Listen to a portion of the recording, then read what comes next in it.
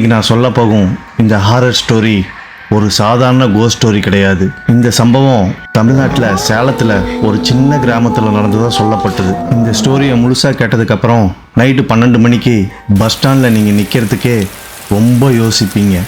So இந்த வீடியோவை skip பண்ணாமல் பாருங்கள். நீங்கள் பார்த்துட்டு இருக்கிறது மிஸ்டர் தினி விலாக்ஸ். நான் உங்கள் தினேஷ். வாங்க வீடியோக்குள்ளே போகலாம்.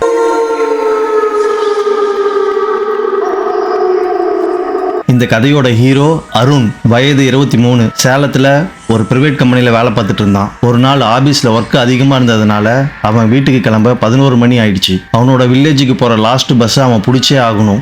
இல்லை அப்படின்னா அன்றைக்கி நைட்டு ஃபுல்லாகவே அவன் சிட்டிலேயே தான் ஸ்டே பண்ணுற மாதிரி ஒரு நிலமை வந்துடும். அதனால் அவன் அவசரமாக பஸ் ஸ்டாண்டுக்கு போனான். அன்னைக்குன்னு பார்த்து காலையிலேருந்து ஈவினிங் முடியும் ஃபுல்லாக மழை பெஞ்சதுனால ரோடு ஃபுல்லாக ஈரமாக, ஸ்ட்ரீட் லைட்டும் அங்கங்கே ஆகி தான் எரிஞ்சிட்டு இருந்துச்சு. அவன் போன அந்த ரோடு ஃபுல்லாக பயங்கர சைலண்டாக இருந்துச்சு. ஒரு வழியாக அவன் பஸ் ஸ்டாப்புக்கு வந்துட்டான். பஸ் ஸ்டாப்புக்கு வரும்போது கரெக்டாக மணி 12.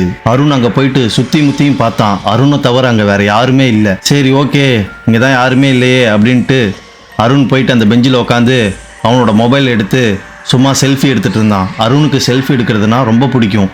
அவன் எப்பயுமே செல்ஃபி எடுத்து அவனோட ஃபோட்டோ அவனே பார்த்து ரசிக்கிறது அவனுக்கு ரொம்ப பிடிச்ச ஒரு செயல். அதனால் அவன் எப்பயுமே செல்ஃபி எடுப்பான். அப்போ தூரத்துலேருந்து அவனை நோக்கி யாரோ நடந்து வர மாதிரி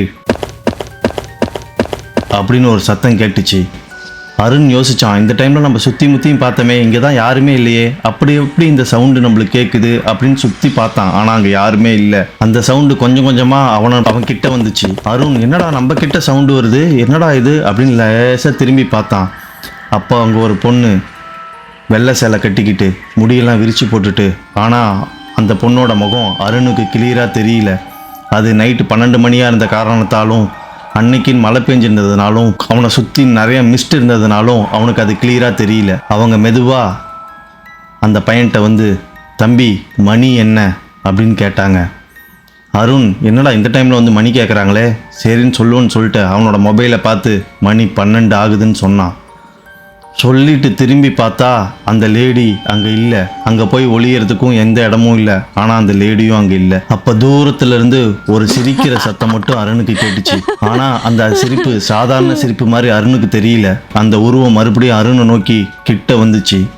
வந்துட்டு, இங்கே இருக்காத, நீ கிளம்பிடு, இந்த இடம் உனக்கு நல்லதில்லை, கிளம்பிடு அப்படின்னு சொன்னுச்சு. அப்போ அருண் இந்த சத்தத்தையும் அவங்க கிளம்பிடுன்னு சொல்கிறதையும் பார்த்து அவனுக்கு ஒரு மாதிரி பயம் கலந்த உணர்வு அதிகமாக வர ஆரம்பிச்சிருச்சு. அந்த மழை பெஞ்ச அந்த குளிர்லேயும் அருணுக்கு வேத்து ஊற்ற ஆரம்பிச்சிருச்சு.